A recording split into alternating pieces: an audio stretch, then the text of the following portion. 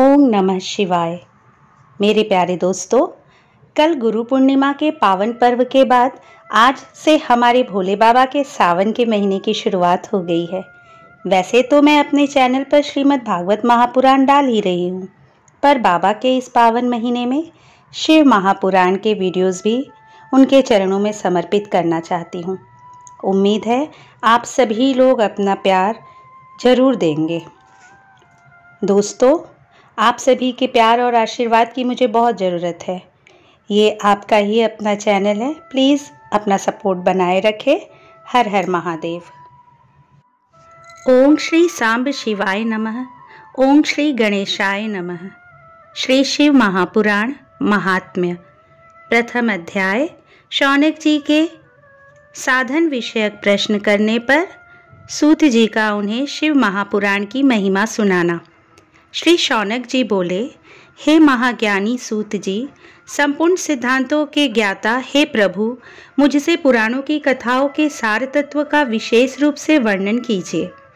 सदाचार, भगवत भक्ति और विवेक की वृद्धि कैसे होती है तथा साधु पुरुष किस प्रकार अपने काम, क्रोध आदि मानसिक विकारों का निवारण करते हैं। इस घोर कलयुग में जीव प्रायः आसुर स्वभाव के हो गए हैं। उस जीव समुदाय को शुद्ध बनाने के लिए सर्वश्रेष्ठ उपाय क्या है? आप इस समय मुझे ऐसा कोई शाश्वत साधन बताइए जो कल्याणकारी वस्तुओं में भी सबसे उत्कृष्ट एवं परम मंगलकारी हो तथा पवित्र करने वाले उपायों में भी सर्वोत्तम पवित्र कारक उपाय हो। तात वह साधन ऐसा हो जिसके अनुष्ठान से शीघ्र ही अंतःकरण की विशेष शुद्धि हो जाए तथा उससे निर्मल चित्त वाले पुरुष को सदा के लिए शिव की प्राप्ति हो जाए। सूत जी बोले, मुनि श्रेष्ठ शौनक, आप धन्य हैं। आपके हृदय में पुराण कथा सुनने के प्रति विशेष प्रेम एवं लालसा है, इसलिए मैं शुद्ध बुद्धि से विचार कर परम उत्तम शास्त्र का वर्णन करता हूँ। वत्स, संपूर्ण शास्त्रों के सिद्धांत से संपन्न भक्ति आदि को बढ़ाने वाले भगवान शिव को संतुष्ट करने वाले तथा कानों के लिए रसायन स्वरूप दिव्य पुराण का श्रवण कीजिए। यह उत्तम शिव पुराण काल रूपी सर्प से प्राप्त होने वाले महान त्रास का विनाश करने वाला है। हे मुने, पूर्व काल में शिवजी ने इसे कहा था। गुरुदेव व्यास जी ने सनत कुमार मुनि का उपदेश पाकर कलयुग के प्राणियों के कल्याण के लिए बड़े आदर से संक्षेप में इस पुराण का प्रतिपादन किया है।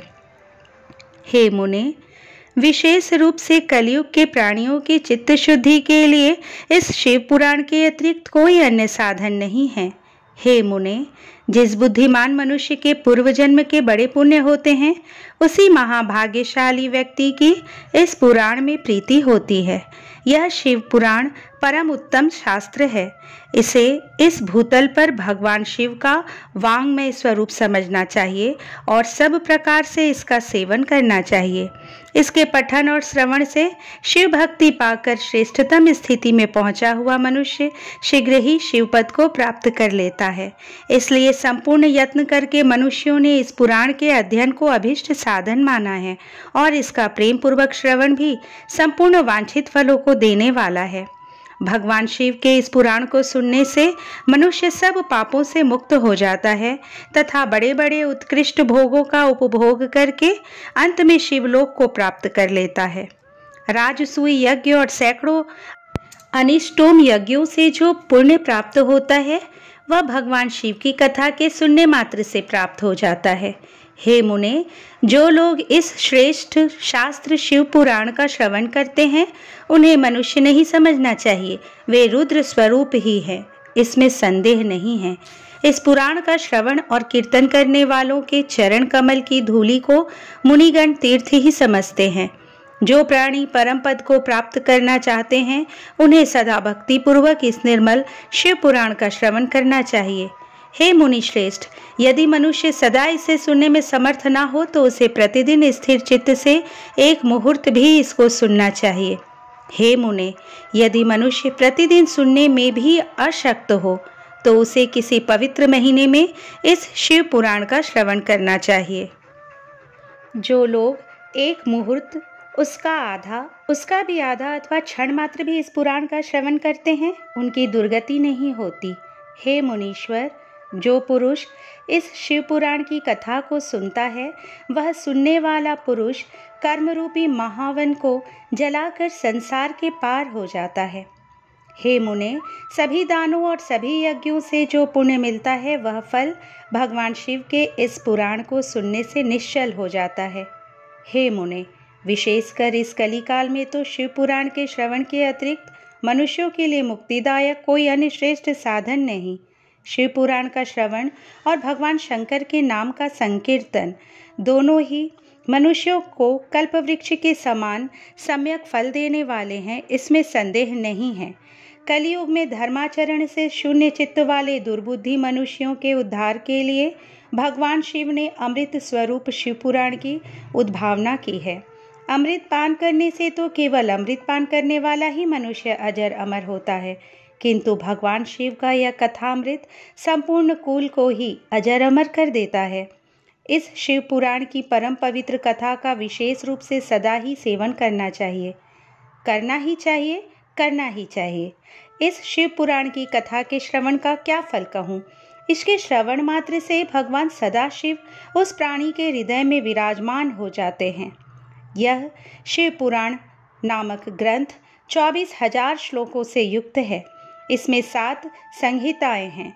मनुष्य को चाहिए कि वह भक्ति, ज्ञान और वैराग्य से भली भांति संपन्न हो, बड़े आदर से इसका श्रवण करे। पहली विदेश्वर संहिता, दूसरी रुद्र संहिता, तीसरी शतरुद्र संहिता, चौथी कोटि रुद्र संहिता और 5वीं उमा संहिता कही गई है। छठी कैलाश संहिता और 7वीं वायवी संहिता। इस प्रकार इसमें 7 संहिताएं हैं। 7 संहिताओं से युक्त यह दिव्य शिव पुराण परब्रह्म परमात्मा के समान विराजमान है और सबसे उत्कृष्ट गति प्रदान करने वाला है। जो मनुष्य 7 संहिताओं वाले इस शिव पुराण को आदर पूर्वक पूरा पढ़ता है, वह जीवन मुक्त कहा जाता है। हे मुने, जब तक इस उत्तम शिव पुराण को सुनने का सुअवसर नहीं प्राप्त होता, तब तक अज्ञानवश प्राणी इस संसार चक्र में भटकता रहता है। भ्रमित कर देने वाले अनेक शास्त्रों और पुराणों के श्रवण से क्या लाभ है, जबकि एक शिव पुराण ही मुक्ति प्रदान करने के लिए गर्जन कर रहा है। जिस घर में इस शिव पुराण की कथा होती है, वह घर तीर्थ स्वरूप ही है और उसमें निवास करने वालों के पाप यह नष्ट कर देता है। हजारों अश्वमेध यज्ञ और सैकड़ों वाजपेयी यज्ञ शिव पुराण की 16वीं कला की भी बराबरी नहीं कर सकते। हे मुनि श्रेष्ठ, कोई अधम प्राणी जब तक भक्ति पूर्वक शिव पुराण का श्रवण नहीं करता, तभी तक उसे पापी कहा जा सकता है। गंगा आदि पवित्र नदियां, सप्तपुरियां तथा गया आदि तीर्थ इस शिव पुराण की समता कभी नहीं कर सकते।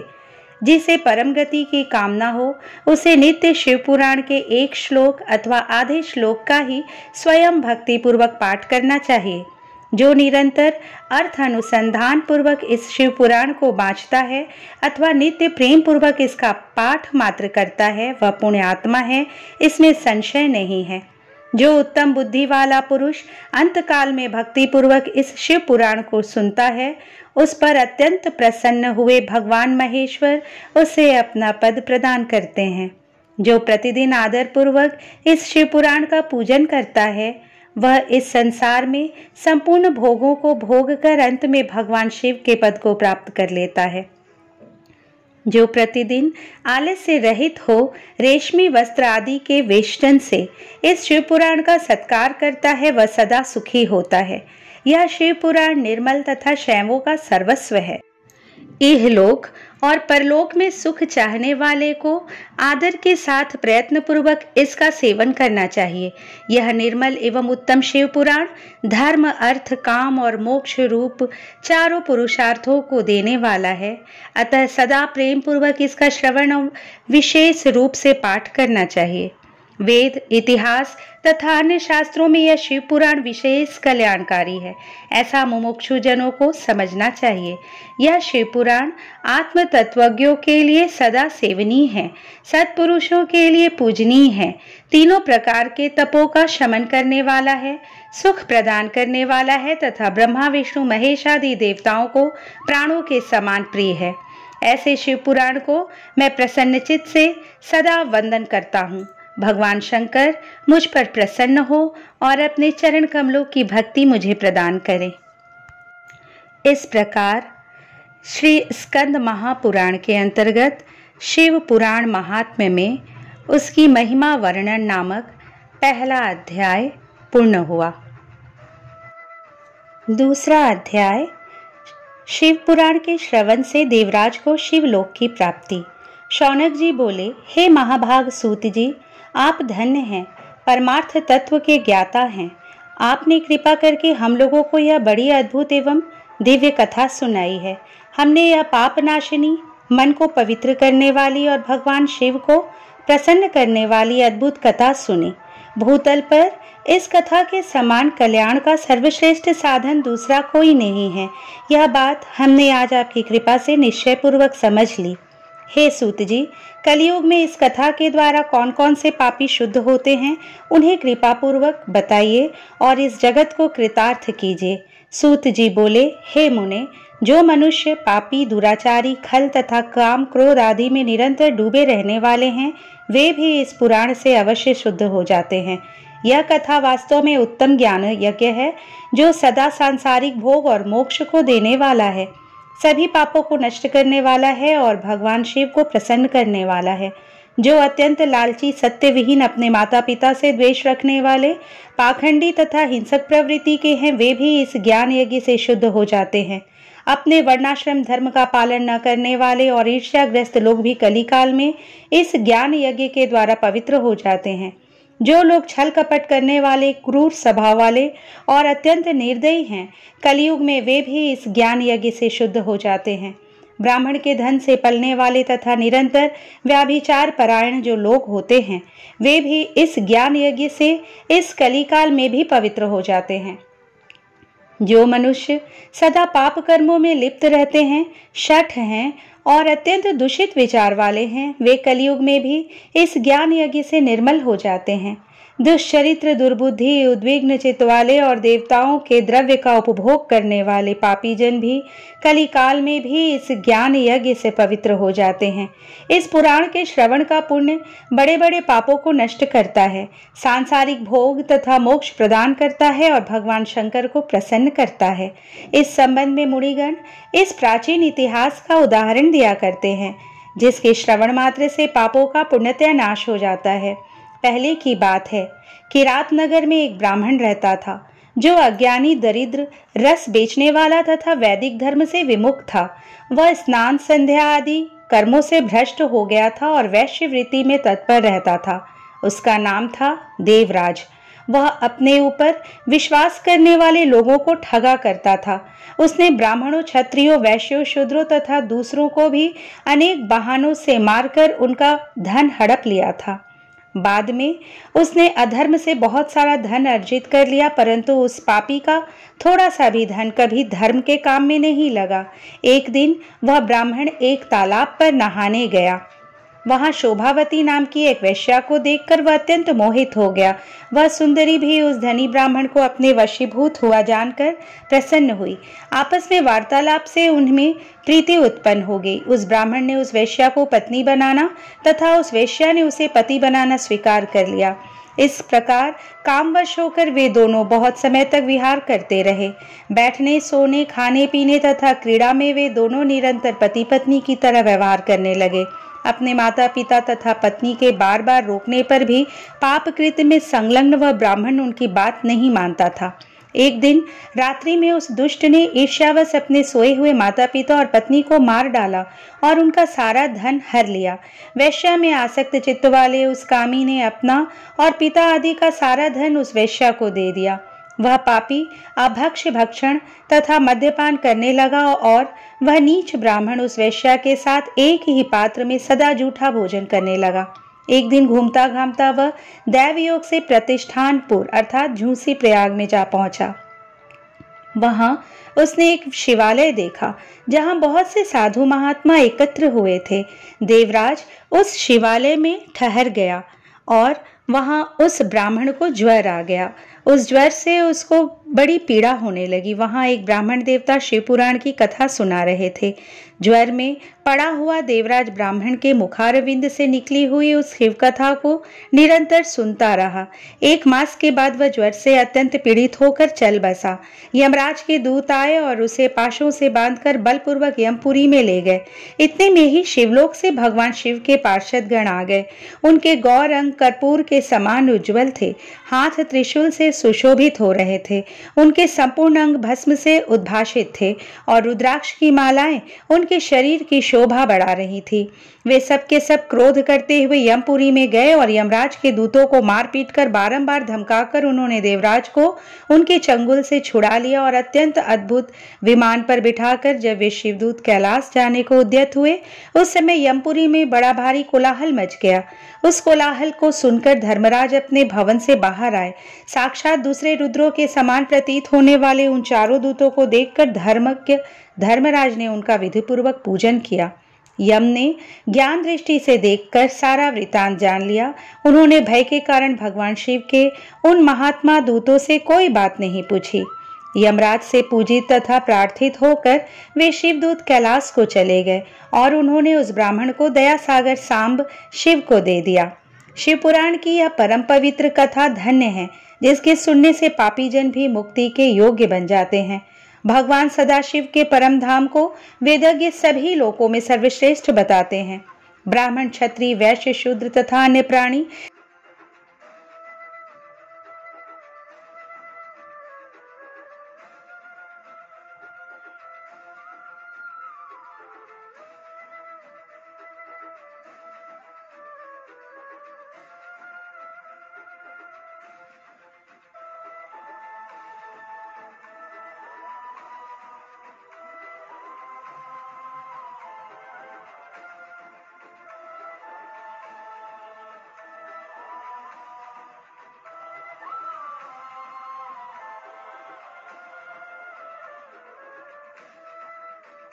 यहाँ तक कि जिस पापी ने धन के लोभ से अनेक लोगों की हत्या की तथा अपने माता पिता और पत्नी को भी मार डाला, वह वैश्यागामी शराबी ब्राह्मण देवराज भी इस कथा के प्रभाव से भगवान शिव के परम धाम को प्राप्त कर तत्क्षण मुक्त हो गया।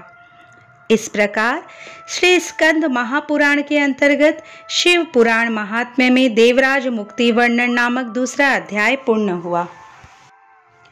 तृतीय अध्याय चंचुला का पाप से भय एवं संसार से वैराग्य। शौनक जी बोले, हे महाभाग सूत जी, आप सर्वज्ञ हैं। हे महामते, आपके कृपा प्रसाद से मैं बारंबार कृतार्थ हुआ। इस इतिहास को सुनकर मेरा मन अत्यंत आनंद में निमग्न हो रहा है। अतः अब भगवान शिव में प्रेम बढ़ाने वाली शिव संबंधिनी दूसरी कथा को भी कहिए। अमृत पीने वालों को लोक में कहीं मुक्ति नहीं प्राप्त होती, किंतु भगवान शंकर के कथामृत का पान तो प्रत्यक्ष ही मुक्ति देने वाला है।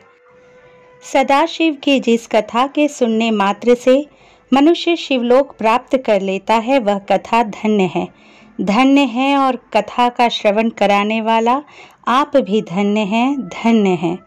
सूत जी बोले, हे शौनक, सुनिए, मैं आपके सामने गोपनीय कथा वस्तु का भी वर्णन करूंगा, क्योंकि आप शिव भक्तों में अग्रगण्य तथा वेद वेताओं में श्रेष्ठ हैं।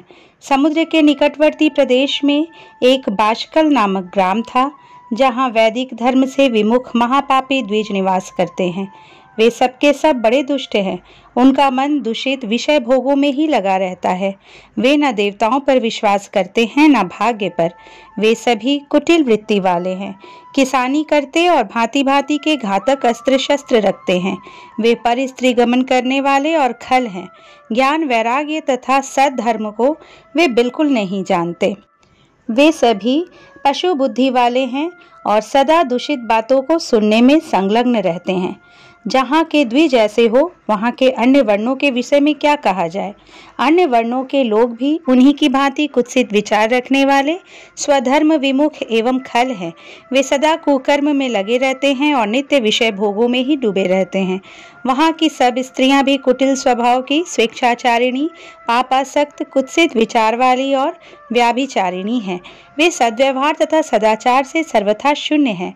कुजनों के निवास स्थान उस बाचकल नामक ग्राम में किसी समय एक बिंदु नामधारी ब्राह्मण रहता था।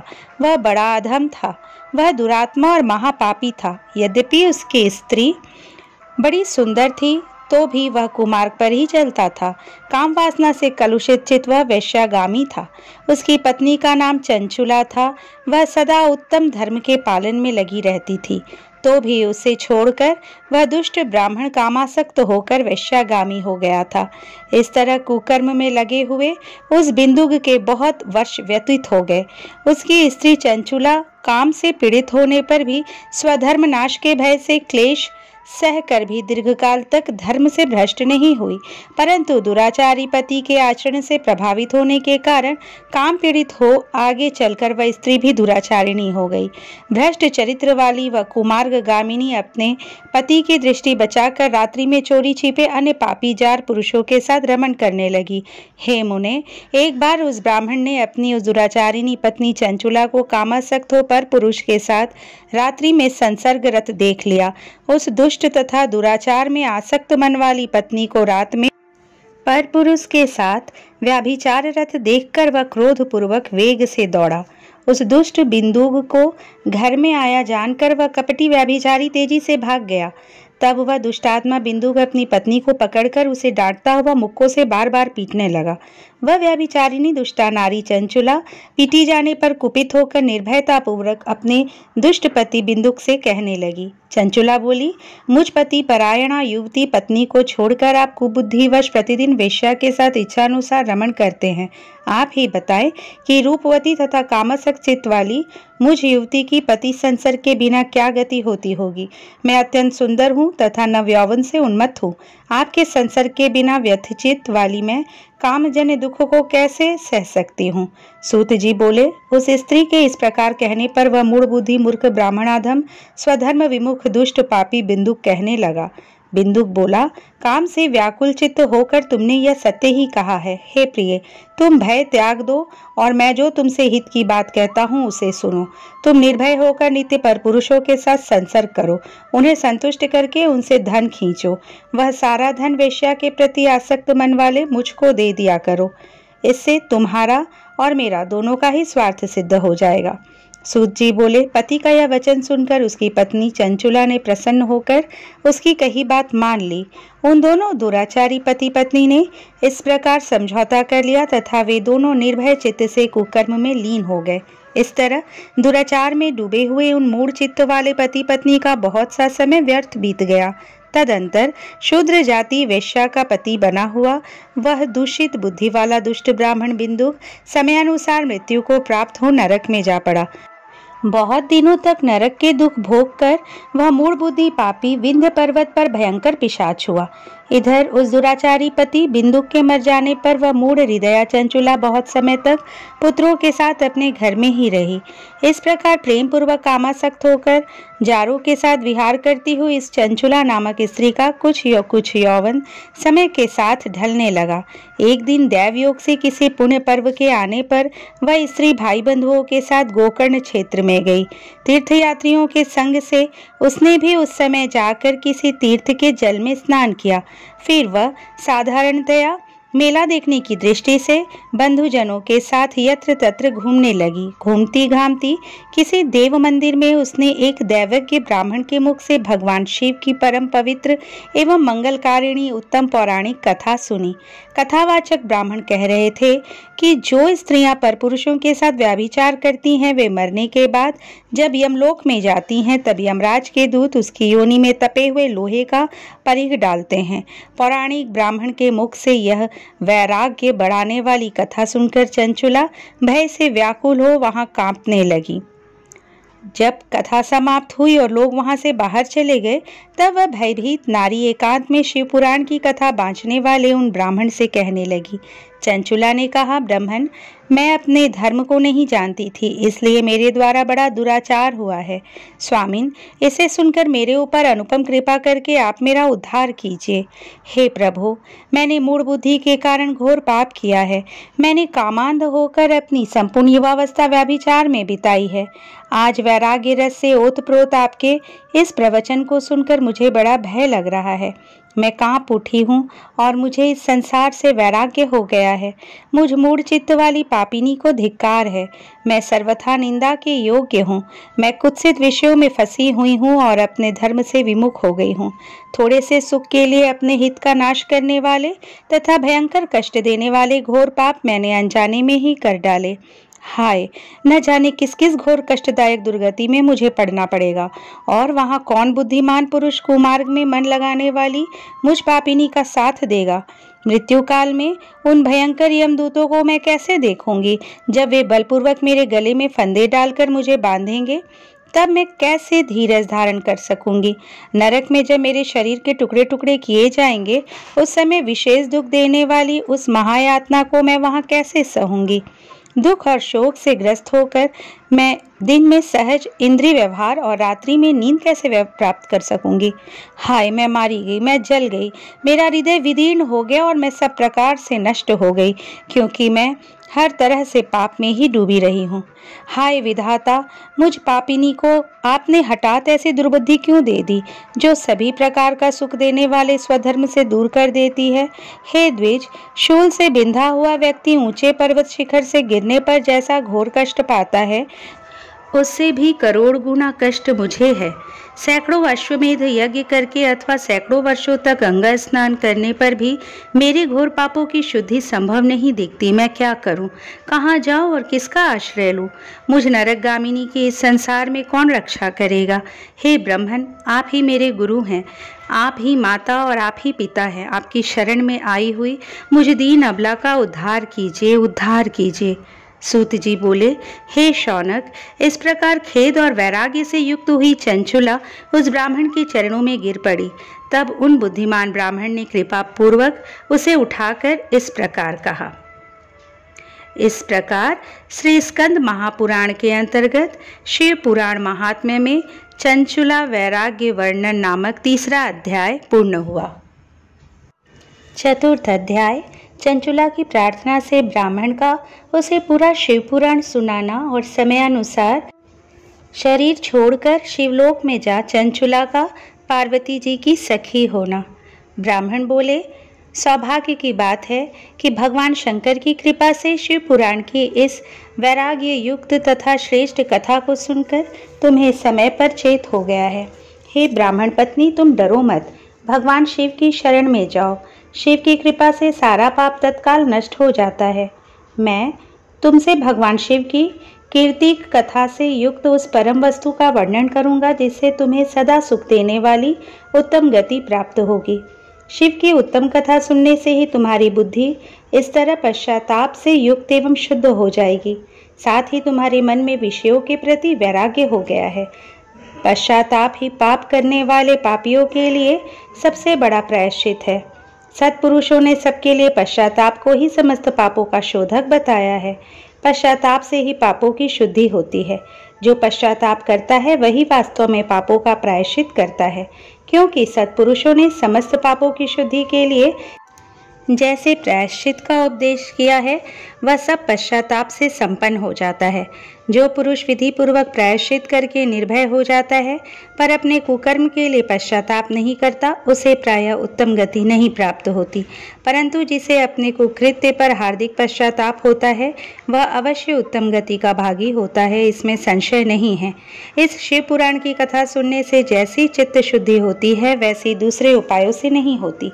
जैसे दर्पण साफ करने पर निर्मल हो जाता है, उसी प्रकार इस शिव पुराण की कथा से चित्त अत्यंत शुद्ध हो जाता है, इसमें संशय नहीं है।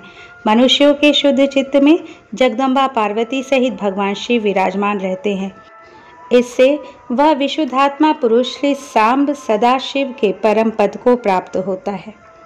इस प्रकार यह कथा रूपी साधन सभी प्राणियों के लिए उपकारी है और इसी कारण महादेव जी ने इसको आग्रहपूर्वक प्रकट किया है।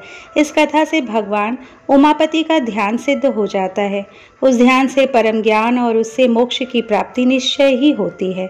भगवान शंकर के ध्यान में मग्न हुए बिना भी यदि कोई इस कथा को मात्र सुनता है, वह दूसरे जन्म में भगवान के ध्यान को सिद्ध कर परम पद को पा लेता है। इस कथा के श्रवण से भगवान शंकर के ध्यान को प्राप्त कर पश्चाताप करने वाले पापी पुरुष सिद्धि को प्राप्त हो गए हैं। इस उत्तम कथा का श्रवण समस्त मनुष्यों के लिए कल्याण का बीज है, अतः यथोचित मार्ग से इसकी आराधना अथवा सेवा करनी चाहिए। यह कथा श्रवण भव बंधन रूपी रोग का नाश करने वाला है। भगवान शिव की कथा को सुनकर फिर अपने हृदय में उसका मनन एवं निधि ध्यासन करने से पूर्णतया चित्त शुद्ध हो जाती है। चित्त शुद्धि होने से महेश्वर की भक्ति अपने दोनों पुत्रों ज्ञान और वैराग्य के साथ निश्चय ही प्रकट होती है। तत्पश्चात महेश्वर के अनुग्रह से दिव्य मुक्ति प्राप्त होती है, इसमें संशय नहीं है। जो शिव भक्ति से वंचित है उसे पशु समझना चाहिए, क्योंकि उसका चित्त माया के बंधन में आसक्त है। वह निश्चय ही संसार बंधन से मुक्त नहीं हो पाता। हे ब्राह्मण पत्नी, इसलिए तुम विषयों से मन को हटा लो और भक्ति भाव से भगवान शंकर की इस परम पावन कथा को सुनो। परमात्मा शंकर की इस कथा को सुनने से तुम्हारे चित्त की शुद्धि होगी और उससे तुम्हें मोक्ष की प्राप्ति हो जाएगी।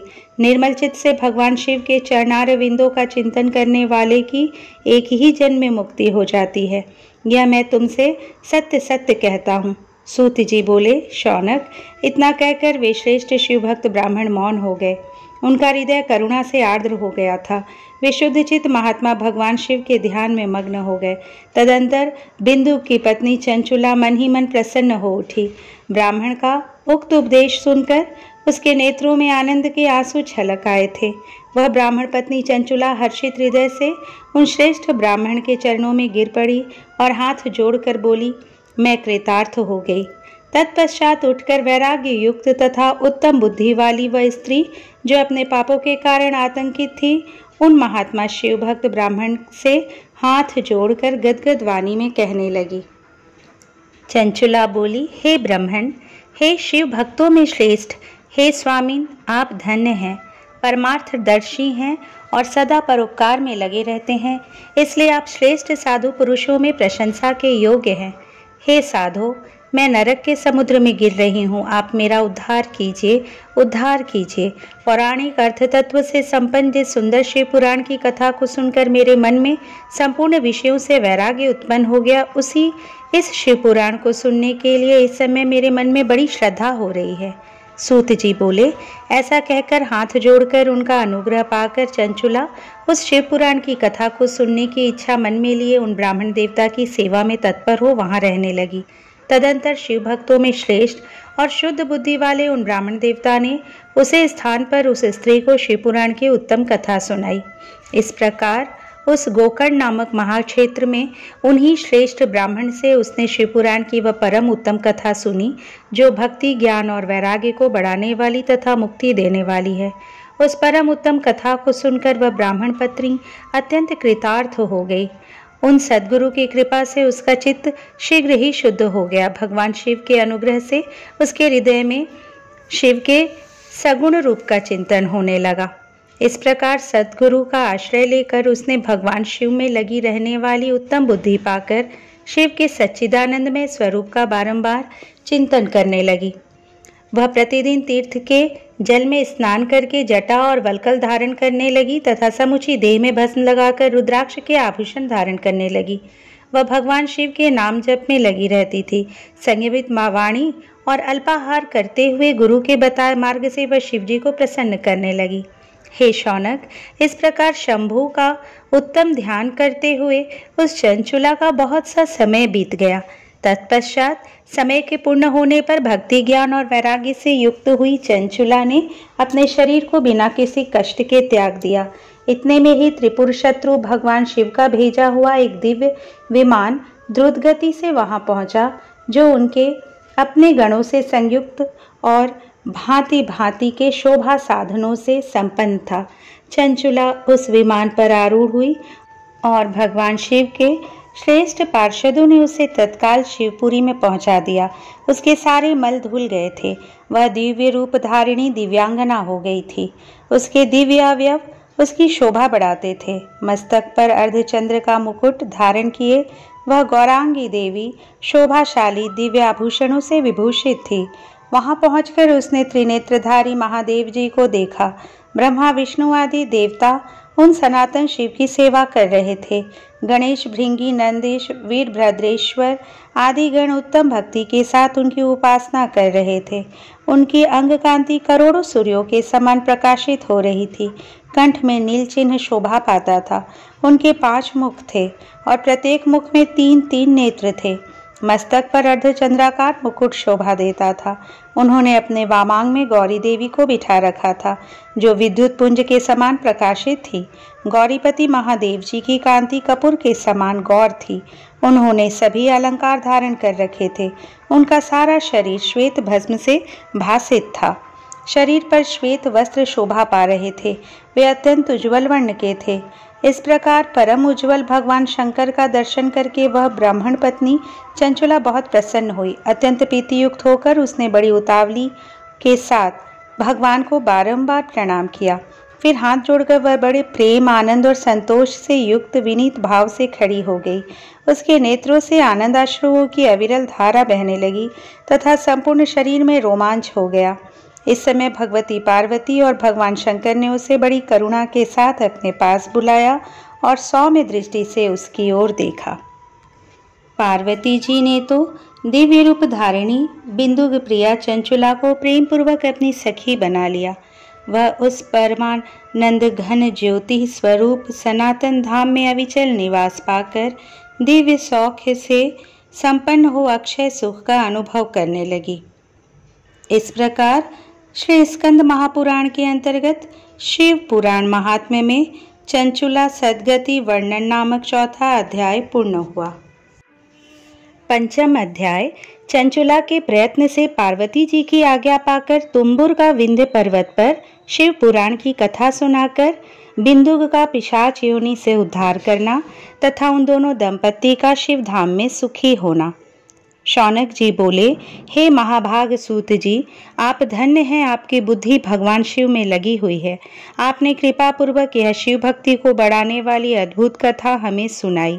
हे महामते, सद्गति प्राप्त करने के बाद वहां जाकर चंचुला ने क्या किया और उसके पति का क्या हुआ, यह सब वृत्तांत विस्तार से हमें बताइए।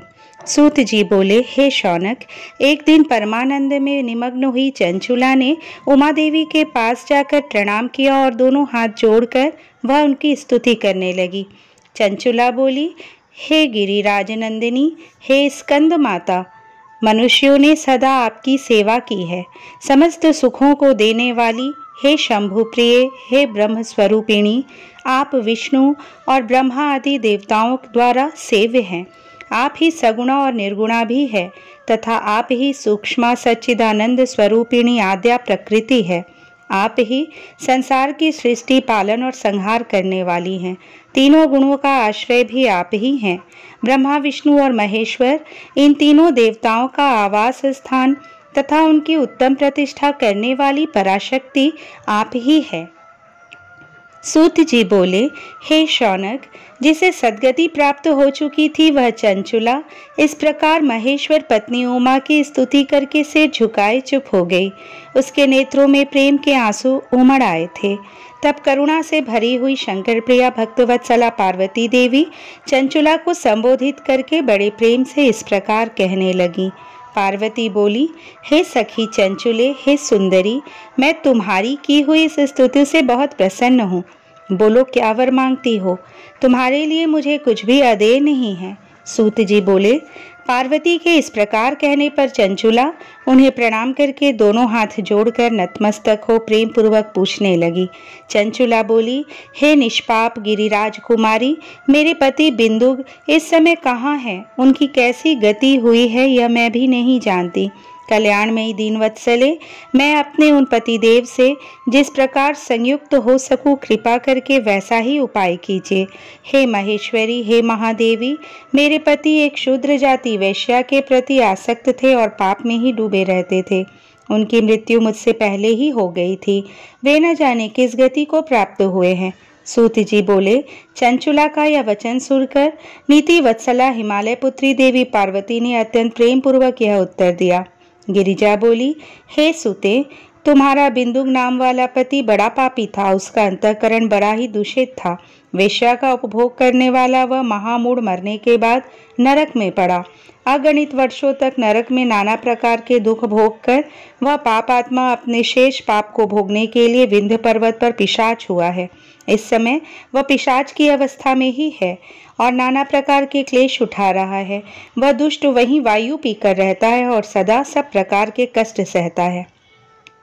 सूत जी बोले, हे शौनक, गौरी देवी की यह बात सुनकर उत्तम व्रत का पालन करने वाली वह चंचुला उस समय पति के महान दुख से दुखी हो गई। फिर मन को स्थिर करके उस ब्राह्मण पत्नी ने व्यथित हृदय से महेश्वरी को प्रणाम करके पुनः पूछा। चंचुला बोली, हे महेश्वरी, हे महादेवी, मुझ पर कृपा कीजिए और दूषित कर्म करने वाले मेरे उस दुष्ट पति का अब उद्धार कर दीजिए। हे देवी, कुत्सित बुद्धि वाले मेरे उस पापात्मा पति को किस उपाय से उत्तम गति प्राप्त हो सकती है, यह शीघ्र बताइए। आपको नमस्कार है।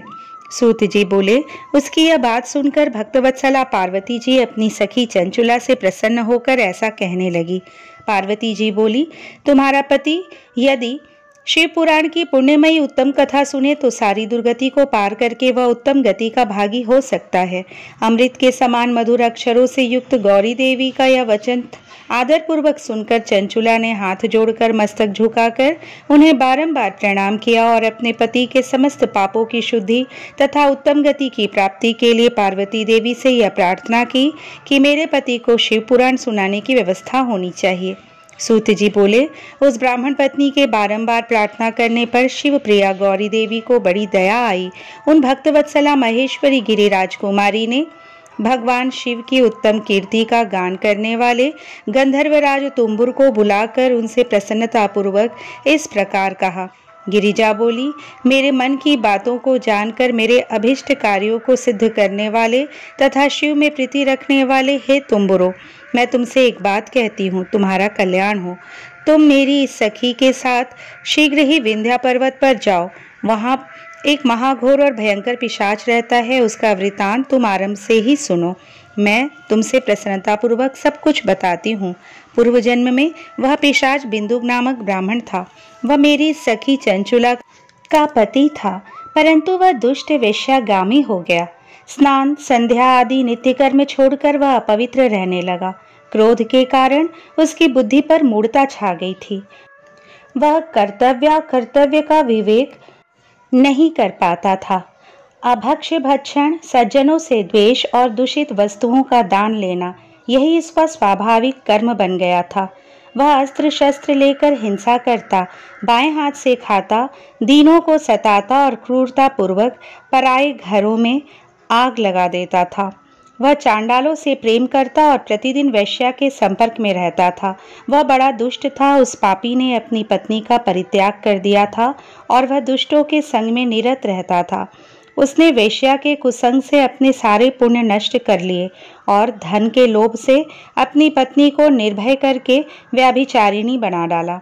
वह मृत्यु पर्यंत दुराचार में ही फंसा रहा। फिर समय आने पर उसकी मृत्यु हो गई। वह पापियों के भोग स्थान घोर यमपुर में गया और वहां बहुत से नरकों को भोग कर वह दुष्ट आत्मा इस समय विंध्य पर्वत पर पिशाच बना हुआ है। वहीं पर वह दुष्ट पिशाच अपने पापों का फल भोग रहा है। तुम उसके आगे यत्नपूर्वक शिव पुराण की उस दिव्य कथा का प्रवचन करो जो परम पुण्यमयी तथा समस्त पापों का नाश करने वाली है। उत्तम शिव पुराण की कथा के श्रवण से उसका हृदय शीघ्र ही समस्त पापों से शुद्ध हो जाएगा और वह प्रेत योनि का परित्याग कर देगा। दुर्गति से मुक्त होने पर उस बिंदुक नामक पिशाच को मेरी आज्ञा से विमान पर बिठाकर तुम भगवान शिव के समीप ले आओ। सूत जी बोले, हे शौनक, महेश्वरी उमा के इस प्रकार आदेश देने पर गंधर्वराज तुम्बुर मन ही मन बड़े प्रसन्न हुए और उन्होंने अपने भाग्य की सराहना की।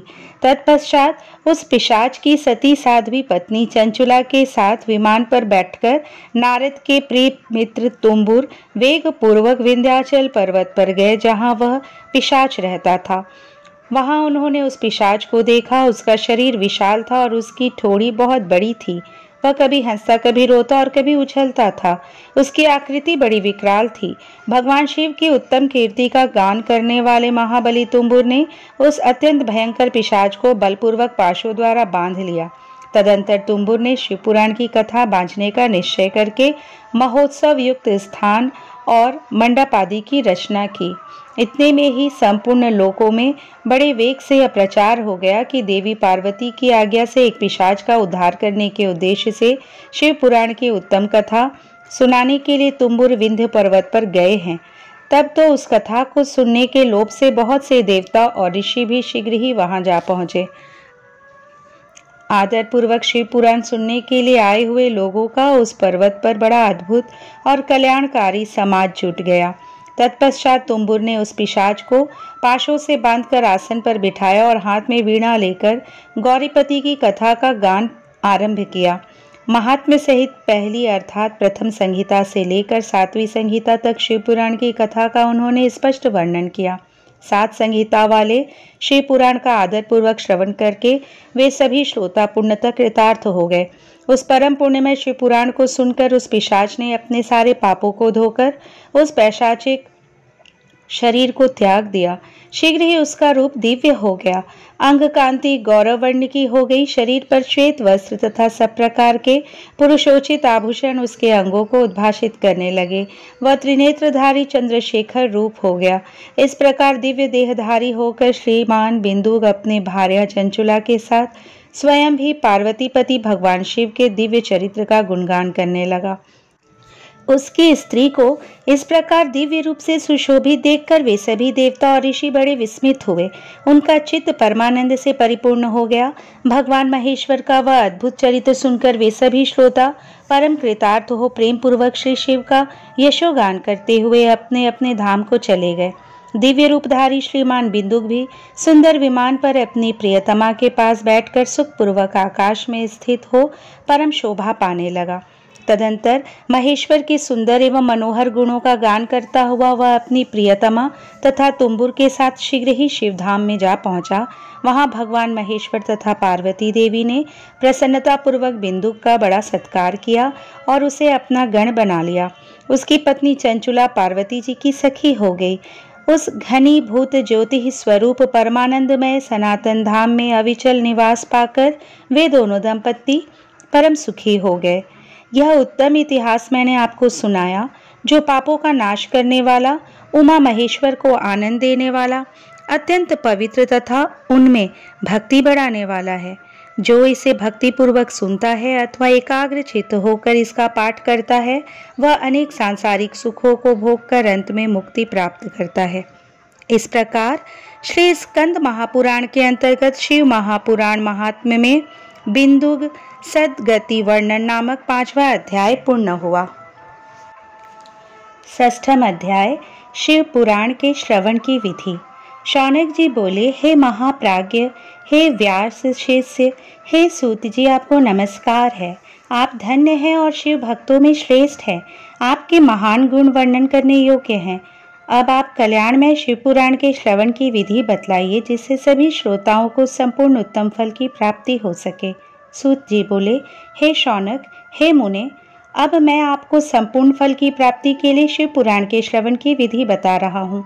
सर्वप्रथम किसी ज्योतिषी को बुलाकर दान मान से संतुष्ट करके अपने सहयोगी लोगों के साथ बैठकर बिना किसी विघ्न बाधा के कथा की समाप्ति होने के उद्देश्य से शुद्ध मुहूर्त का अनुसंधान कराए। तदंतर प्रयत्न पूर्वक देश देश में स्थान स्थान पर यह शुभ संदेश भेजे कि हमारे यहाँ शिव पुराण की कथा होने वाली है।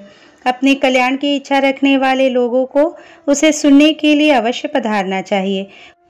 कुछ लोग भगवान श्री हरि की कथा से बहुत दूर पड़ गए हैं। कितने ही स्त्री शूद्र आदि भगवान शंकर के कथा कीर्तन से वंचित रहते हैं। उन सबको भी सूचना हो जाए, ऐसा प्रबंध करना चाहिए। देश देश में जो भगवान शिव के भक्त हों तथा शिव कथाएं कीर्तन और श्रवण के लिए उत्सुक हों, उन सब की आदरपूर्वक बुलवाना चाहिए। उन्हें कहलाना चाहिए कि यहाँ सत्पुरुषों को आनंद देने वाला समाज तथा अति अद्भुत उत्सव होगा, जिसमें शिव पुराण का पारायण होगा। श्री शिव पुराण की रसमयी कथा का श्रवण करने हेतु आप लोग प्रेम पूर्वक शीघ्र पधारने की कृपा करें। यदि समय का अभाव हो तो प्रेम पूर्वक एक दिन के लिए भी आइए। आपको निश्चय ही आना चाहिए, क्योंकि इस कथा में क्षण भर के लिए बैठने का सौभाग्य भी दुर्लभ है। इस प्रकार विनय और प्रसन्नता पूर्वक श्रोताओं को निमंत्रण देना चाहिए और आए हुए लोगों का सब प्रकार से आदर सत्कार करना चाहिए। शिव मंदिर में, तीर्थ में, वन प्रांत में अथवा घरों में शिव पुराण की कथा सुनने के लिए उत्तम स्थान का निर्माण करना चाहिए। कथा भूमि को लीप कर शोधन करना चाहिए तथा धातु आदि से उस स्थान को सुशोभित करना चाहिए। महोत्सव के साथ साथ वहां अद्भुत तथा सुंदर व्यवस्था कर लेनी चाहिए। कथा के लिए अनुपयोगी घर के साज सामान को हटाकर घर के किसी एकांत कोने में सुरक्षित रख देना चाहिए। केले के खंभों से सुशोभित एक ऊंचा कथा मंडप तैयार कराए। उसे सब और फल पुष्प आदि से तथा सुंदर चंदों से अलंकृत करे और चारों ओर ध्वजा पताका लगाकर तरह तरह के सामानों से सजाकर सुंदर शोभा संपन्न बना दे। भगवान शिव के प्रति सब प्रकार से उत्तम भक्ति करनी चाहिए, क्योंकि वही सब तरह से आनंद का विधान करने वाली है। परमात्मा भगवान शंकर के लिए दिव्य आसन का निर्माण करना चाहिए तथा कथावाचक के लिए भी एक ऐसा दिव्य आसन बनाना चाहिए जो उनके लिए सुखद हो सके। हे मुने, नियम पूर्वक कथा सुनने वाले श्रोताओं के लिए भी यथा योग्य सुंदर स्थानों की व्यवस्था करनी चाहिए। अन्य लोगों के लिए भी सामान्य रूप से स्थान बनाना चाहिए। हे शौनक जी, विवाह उत्सव में जैसे उल्लासपूर्ण मन स्थिति होती है, वैसे ही इस कथा उत्सव में रखनी चाहिए। सब प्रकार की दूसरी लौकिक चिंताओं को भूल जाना चाहिए। वक्ता उत्तर दिशा की ओर मुख करे तथा श्रोतागण पूर्व दिशा की ओर मुख करके पालथी लगाकर बैठे। इस विषय में कोई विरोध नहीं है कि पूज्य पूजक के बीच पूर्व दिशा रहे अथवा वक्ता के सम्मुख श्रोताओं का मुख रहे, ऐसा कहा गया है। पौराणिक वक्ता व्यासासन पर जब तक विराजमान रहे तब तक प्रसंग समाप्ति के पूर्व किसी को नमस्कार नहीं करना चाहिए। पुराण का विद्वान वक्ता चाहे बालक, युवा, वृद्ध, दरिद्र अथवा दुर्बल जैसा भी हो, पुण्य चाहने वालों के लिए सदा वंदनीय और पूज्य होता है। जिसके मुख से निकली हुई वाणी देहधारियों के लिए कामधेनु के समान अभिष्ट फल देने वाली होती है, उस पुराण वेता वक्ता के प्रति तुच्छ बुद्धि कभी नहीं करनी चाहिए। संसार में जन्म तथा गुणों के कारण बहुत से गुरु होते हैं, परंतु उन सब में पुराणों का ज्ञाता विद्वान ही परम गुरु माना गया है। करोड़ों योनियों में जन्म ले लेकर दुख भोगते हुए प्राणियों को जो मुक्ति प्रदान करता है, उस पुराण वक्ता से बड़ा दूसरा कौन गुरु हो सकता है। पुराण वेता पवित्र, दक्ष, शांत, ईर्ष्या पर विजय पाने वाला, साधु और दयालु होना चाहिए। ऐसा प्रवचन कुशल विद्वान इस पुण्यमयी कथा को कहे। सूर्योदय से आरंभ करके 3:30 पहर तक उत्तम बुद्धि वाले विद्वान पुरुष को शिव पुराण की कथा सम्यक रीति से बांचनी चाहिए। जो धूर्त, दुराचारी तथा दूसरे से विवाद करने वाले और प्रपंची लोग हैं, उन कुटिल वृत्ति वाले लोगों के सामने यह कथा नहीं कहनी चाहिए। मध्याह्न काल में 2 घड़ी तक कथा बंद रखनी चाहिए, जिससे कथा कीर्तन से अवकाश पाकर लोग शौच आदि से निवृत्त हो सके।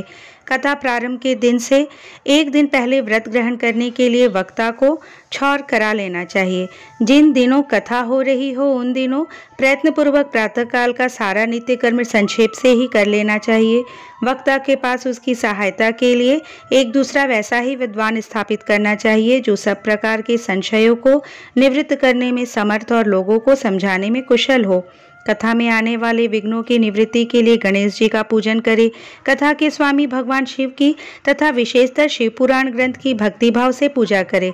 तत्पश्चात उत्तम बुद्धि वाला श्रोता विधि पूर्वक तन मन से शुद्ध एवं प्रसन्नचित हो आदर पूर्वक शिव पुराण की कथा सुने। जो वक्ता और श्रोता अनेक प्रकार के कर्मों में भटक रहे हों, काम आदि 6 विकारों से युक्त हों, स्त्री में आसक्ति रखते हों और पाखंडपूर्ण बातें कहते हों, वे पुण्य भागी नहीं होते। जो लौकिक चिंता तथा धन, गृह एवं पुत्र आदि की चिंता को छोड़कर कथा में मन लगाए रहता है, उस शुद्ध बुद्धि पुरुष को उत्तम फल की प्राप्ति होती है। श्रद्धा और भक्ति से युक्त दूसरे कर्मों में मन नहीं लगाने वाले, मौन धारण करने वाले, पवित्र एवं उद्वेग शून्य श्रोता ही पुण्य के भागी होते हैं। जो नराधम भक्ति रहित होकर इस पुण्यमयी कथा को सुनते हैं, उन्हें श्रवण का कोई फल नहीं होता और वे जन्म जन्मांतर में क्लेश भोगते ही रहते हैं। यथाशक्ति उपचारों से इस पुराण की पूजा किए बिना जो मूढ़जन कथा को सुनते हैं, वे अपवित्र और दरिद्र होते हैं। कथा कहे जाते समय बीच में ही जो लोग उठकर अन्यत्र चले जाते हैं, जन्मांतर में उनकी स्त्री आदि संपत्तियां नष्ट हो जाती है। जो पुरुष सिर पर पगड़ी आदि धारण करके इस कथा का श्रवण करते हैं, उनके पापी और कुल कलंकी पुत्र उत्पन्न होते हैं। जो पुरुष पान चबाते हुए इस कथा को सुनते हैं, उन्हें नरक में यमदूत उनकी ही विष्ठा खिलाते हैं। जो लोग ऊंचे आसन पर बैठकर इस कथा का श्रवण करते हैं, वे समस्त नरकों को भोग कर काक योनि में जन्म लेते हैं। जो लोग वीरासन आदि से बैठकर इस शुभ कथा को सुनते हैं, वे अनेक नरकों को भोग कर विष वृक्ष का जन्म पाते हैं। कथा सुनाने वाले पौराणिक को अच्छी प्रकार प्रणाम किए बिना जो लोग कथा सुनते हैं, वे सभी नरकों को भोग कर अर्जुन वृक्ष बनते हैं। रोग युक्त ना होने पर भी जो लोग लेटकर यह कथा सुनते हैं, वे सभी नरकों को भोग कर अंत में अजगर आदि योनियों में जन्म लेते हैं। वक्ता के समान ऊंचाई वाले आसन पर बैठकर जो इस कथा का श्रवण करते हैं, उन नारकी लोगों को गुरुशैया पर शयन करने जैसा पाप लगता है। जो इस पवित्र कथा तथा वक्ता की निंदा करते हैं, वे 100 जन्म तक दुख भोग कर कुत्ते का जन्म पाते हैं। कथा होते समय बीच में जो गंदी बातें बोलते हैं, वे घोर नरक भोगने के बाद गधे का जन्म पाते हैं। जो कभी भी इस परम पवित्र कथा का श्रवण नहीं करते, वे घोर नरक भोगने के पश्चात जंगली सुअर का जन्म लेते हैं। जो दुष्ट कथा के बीच में विघ्न डालते हैं, वे करोड़ों वर्षों तक नरक यातनाओं को भोग कर गांव के सुअर का जन्म पाते हैं।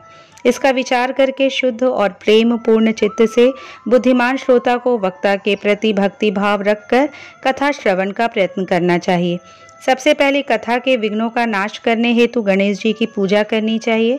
अपने नित्य कर्म को संक्षेप में संपन्न करके प्रायश्चित करना चाहिए।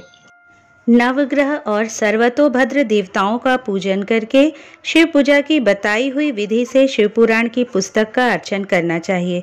पूजन के अंत में विनम्र होकर बड़ी भक्ति के साथ दोनों हाथ जोड़कर साक्षात शिव स्वरूपिणी पुस्तक की इस प्रकार स्तुति करनी चाहिए। श्री शिव पुराण के रूप में आप प्रत्यक्ष सदाशिव हैं। हमने कथा सुनने के लिए आपको अंगीकार किया है। आप हम पर प्रसन्न हो। मेरा जो मनोवांछित हो उसे आप कृपा पूर्वक संपन्न करें।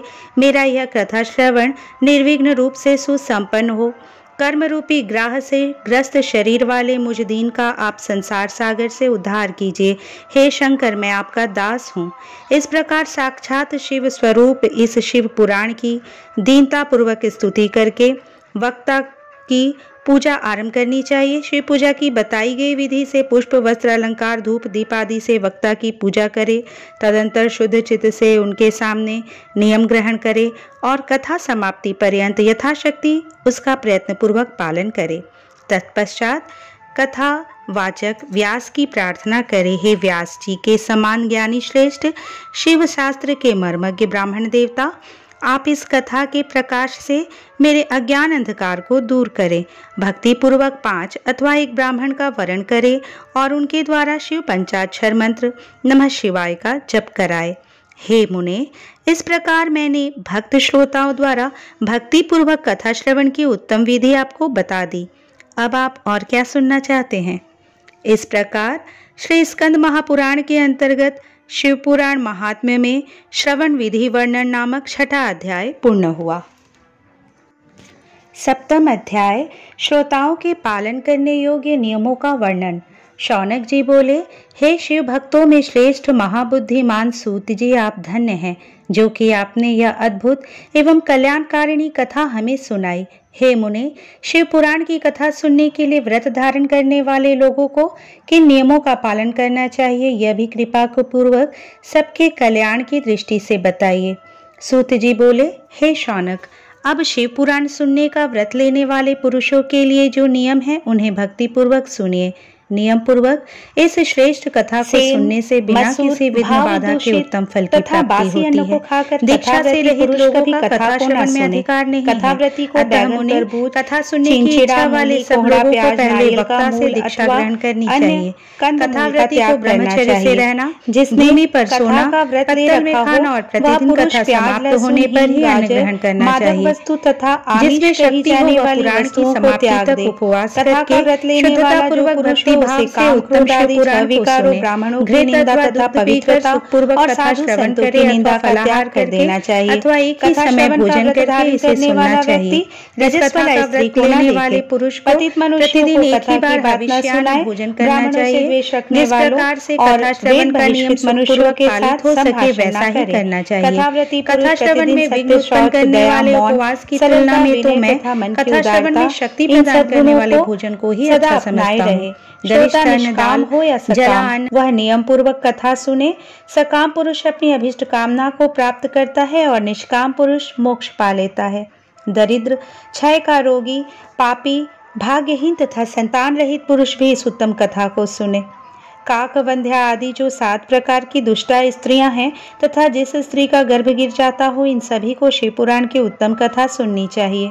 हे मुने, स्त्री हो या पुरुष, सबको यत्न पूर्वक विधि विधान से शिव पुराण की कथा सुननी चाहिए। इस शिव पुराण के कथा पारायण के दिनों को अत्यंत उत्तम और करोड़ों यज्ञों के समान पवित्र मानना चाहिए। इन श्रेष्ठ दिनों में विधि पूर्वक जो थोड़ी सी भी वस्तु दान की जाती है उसका अक्षय फल मिलता है। इस प्रकार व्रत धारण करके इस परम श्रेष्ठ कथा का श्रवण करके आनंद पूर्वक श्रीमान पुरुषों को इसका उद्यापन करना चाहिए। इसके उद्यापन की विधि शिव चतुर्दशी के उद्यापन के समान है। अतः यहाँ बताए गए फल की आकांक्षा वाले धनाढ्य लोगों को उसी प्रकार से उद्यापन करना चाहिए। अल्पचित्त वाले भक्तों के लिए प्राय उद्यापन की आवश्यकता नहीं है, वे तो कथा श्रवण मात्र से ही पवित्र हो जाते हैं। शिव जी के निष्काम भक्त तो शिव स्वरूप ही होते हैं। हे महर्षि, इस प्रकार शिव पुराण की कथा के पाठ एवं श्रवण संबंधी यज्ञोत्सव की समाप्ति होने पर श्रोताओं को भक्ति एवं प्रयत्न पूर्वक भगवान शिव की पूजा की भांति पुराण पुस्तक की भी पूजा करनी चाहिए। तदंतर विधि पूर्वक वक्ता का भी पूजन करना चाहिए। पुस्तक को आच्छादित करने के लिए नवीन एवं सुंदर बस्ता बनाएं और उसे बांधने के लिए दृढ़ एवं द्विव्य सूत्र लगाएं। फिर उसका विधिवत पूजन करें। पुराण के लिए जो लोग नया वस्त्र और सूत्र देते हैं वे जन्म जन्मांतर में भोग तथा ज्ञान से संपन्न होते हैं। कथावाचक को अनेक प्रकार के बहुमूल्य पदार्थ देने चाहिए और उत्तम वस्त्र, आभूषण और सुंदर पात्र आदि विशेष रूप से देने चाहिए। पुराण के आसन रूप में जो लोग कंबल, मृग चर्म, वस्त्र, चौकी, तख्ता आदि प्रदान करते हैं वे स्वर्ग प्राप्त करके यथेच सुख का उपभोग कर पुनः कल्प पर्यंत ब्रह्मलोक में रहकर अंत में शिवलोक प्राप्त करते हैं। मुनि श्रेष्ठ, इस प्रकार महान उत्सव के साथ पुस्तक और वक्ता की विधिवत पूजा करके वक्ता की सहायता के लिए स्थापित किए गए पंडित का भी उसी प्रकार उससे कुछ ही कम धन आदि के द्वारा सत्कार करे। वहां आए हुए ब्राह्मणों को अन्न, धन आदि का दान करे। साथ ही गीत, वाद्य और नृत्य आदि के द्वारा महान उत्सव करे। हे मुने, यदि श्रोता विरक्त हो तो उसके लिए कथा समाप्ति के दिन विशेष रूप से उस गीता का पाठ करना चाहिए जिसे श्री रामचंद्र जी के प्रति भगवान शिव ने कहा था। यदि श्रोता गृहस्थ हो तो उस बुद्धिमान को उस श्रवण क्रम की शांति के लिए शुद्ध हविष्य के द्वारा होम करना चाहिए। हे मुने, रुद्र संहिता के प्रत्येक श्लोक द्वारा होम करे अथवा गायत्री मंत्र से होम करना चाहिए, क्योंकि वास्तव में यह पुराण गायत्रीमय ही है। अथवा शिव पंचाक्षर मूल मंत्र से हवन करना उचित है। होम करने की शक्ति ना हो तो विद्वान पुरुष यथाशक्ति हवनीय हविष्य का ब्राह्मण को दान करे। न्यूनातिरिक्तारूप दोषों की शांति के लिए भक्ति पूर्वक शिव सहस्त्र नाम का पाठ अथवा श्रवण करे। इससे सब कुछ सफल होता है, इसमें संशय नहीं है, क्योंकि तीनों लोकों में उससे बढ़कर कोई वस्तु नहीं है। कथा श्रवण की संबंधी व्रत की पूर्णता की सिद्धि के लिए 11 ब्राह्मणों को मधु मिश्रित खीर भोजन कराए और उन्हें दक्षिणा दे। मुने, यदि शक्ति हो तो 3 पल सोने का एक सुंदर सिंहासन बनवाए और उस पर उत्तम अक्षरों में लिखी अथवा लिखाई हुई शिव पुराण की पुस्तक विधि पूर्वक स्थापित करे। तत्पश्चात पुरुष आवाहन आदि विविध उपचारों से उसकी पूजा करके दक्षिणा चढ़ाए।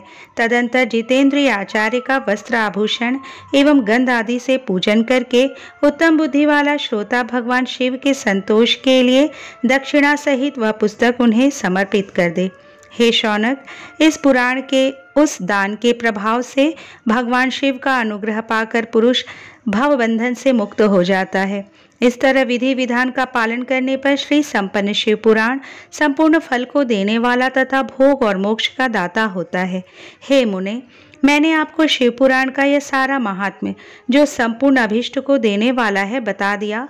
अब और क्या सुनना चाहते हैं? श्री संपन्न शिव पुराण समस्त पुराणों का तिलक स्वरूप माना गया है। यह भगवान शिव को अत्यंत प्रिय, रमणीय तथा भव रोग का निवारण करने वाला है।